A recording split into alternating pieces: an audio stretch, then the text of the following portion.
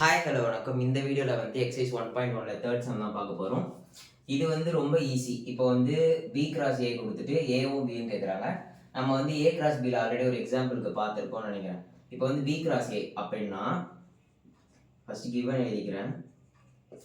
B cross A equal to -2,3 -2,4 0,3 0,4 3,3 3,4.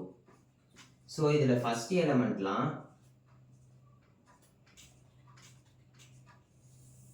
பியோடது, second எலமெண்ட்லாம் ஏவோடது அப்படின்னு நம்ம எழுதணும்னா பி ஈக்குவல் டு -2 0 3 அவ்வளோதான் இருக்குது. இப்போ வந்து இதை வந்து -2 -2 0 0 3 3 இந்த மாதிரி எழுதக்கூடாது. ஏன்னா வந்து செட்டில் வந்து ரிப்பீட்டட் எலமெண்ட்ஸ் இருக்காது. ஸோ இது எப்படி இருக்கும்னா -2 0 3. நெக்ஸ்ட் ஏக்கு வந்து செகண்ட் எலமெண்ட்ஸ் ஃபுல்லாக எடுக்க போகிறோம். செகண்ட் எலமெண்ட்ஸில் எடுத்தால் 3 4 3 4 3 4.